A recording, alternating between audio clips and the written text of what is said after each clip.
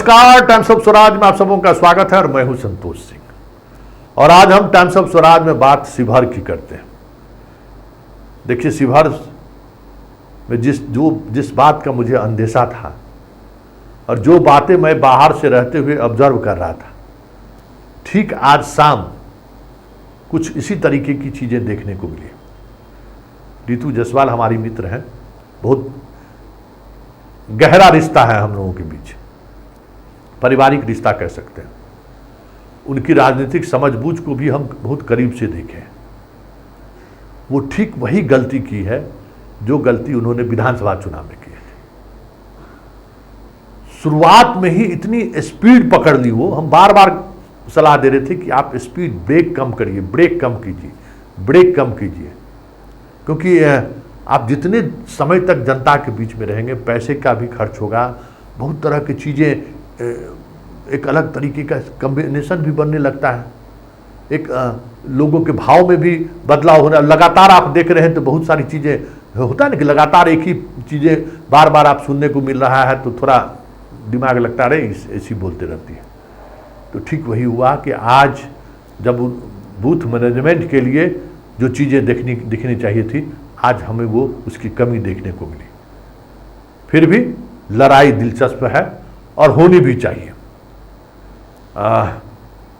रितु जायसवाल जैसे लोगों को संसद में जाना भी चाहिए, लेकिन जो ज़मीनी हकीकत है, जिस तरीके से गोलबंदी होनी शुरू हुई और छपरा की घटना के बाद राणा रणधीर के भाई को लेकर जिस तरीके से गांव में ही उनकी घेराबंदी शुरू हो गई है, ऐसे में शिवहर में अब बहुत बड़ा मिरेकल हो जाए तभी रिजल्ट बदल सकता है।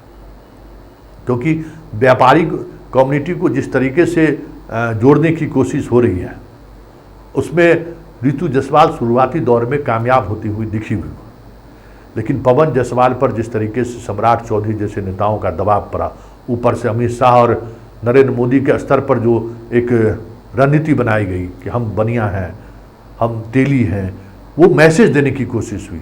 आज सुशील मोदी होते तो ये स्थिति भी नहीं बनती। तब हमें लगता है कि रितु जायसवाल वहाँ लड़ाई में भी नहीं रहती, सुशील मोदी अगर रहते। आज लड़ाई में भी इसीलिए हैं कि सुशील मोदी जैसे ग्राउंड पर काम करने वाले नेता बीजेपी के पास नहीं है, जो बनिया वोटर को खिलाफ में जाने से रोक सके। लेकिन मोदी की सभा की वजह से, अमित शाह के जाने के बाद, और बिहार के तमाम जो दरभंगा से जो अभी राज्यसभा सदस्य बनी है धर्मशिला गुप्ता, वो भी वहाँ गई थी, वो तेली समुदाय से आती है, वो लगातार वहाँ मेहनत की है।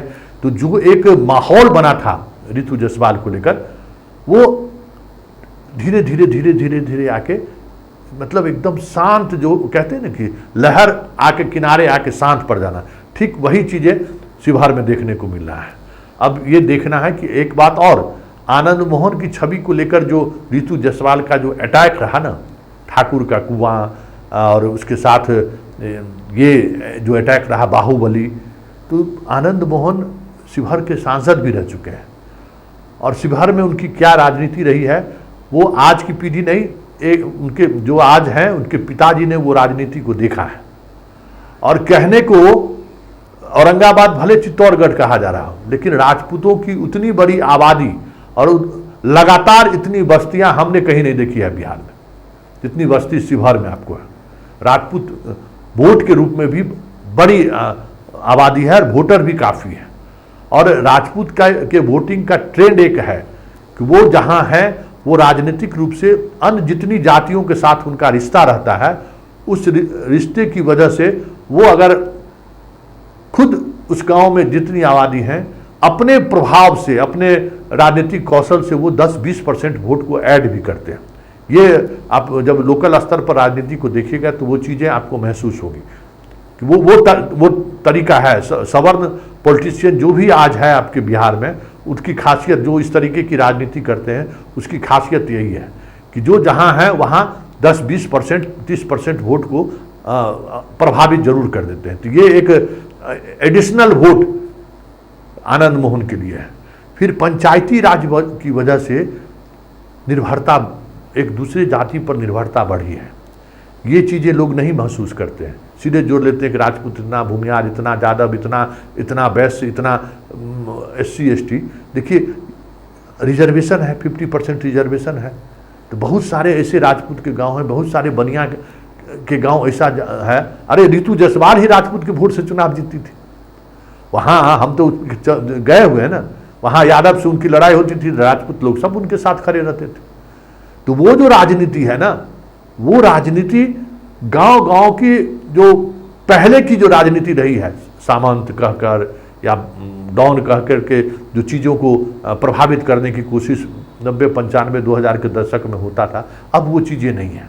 पंचायती राज व्यवस्था की वजह से भी अब जिस गांव में मान लीजिए बनिया की आबादी है, बनिया और वहाँ राजपूत का भी वोट है और वहाँ रिजर्व है, बनिया मुखिया बन रहा है, राजपूत भी वोट कर रहे हैं।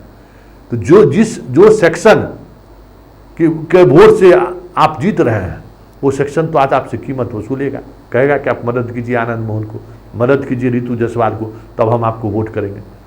तो ये जो ग्राउंड पर चीज़ें बदली हैं वो कहीं न कहीं, और ऋतु जायसवाल जितना फास्ट वो चली, बार बार हम उन्हें कह रहे थे कि आप थोड़ा स्लो, धीरे चलिए, धीरे, राजनीति में इतनी तेज चलने की जरूरत नहीं है, और सोशल मीडिया पर इतना ज़्यादा एक्टिव होने की भी जरूरत नहीं है। सोशल मीडिया से बहुत सारी चीज़ें रिवर्स फायर भी करता है। जो आपका बयान है, उस बयान से दूसरे वर्ग के लोग भी आहत महसूस करते हैं, तो उसका भी असर हुआ है। लेकिन चलिए, दिलचस्प मुकाबला है।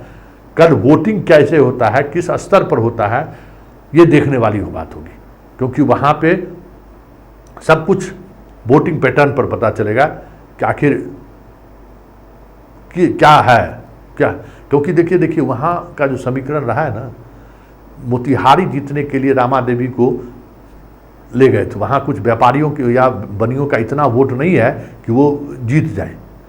बनिया और राजपूत का कॉम्बिनेशन बना रहे, इसके लिए रामा देवी को वो शिवहर देते थे और अपने लड़ते थे, दोनों एक दूसरे को वोट ट्रांसफर करते थे।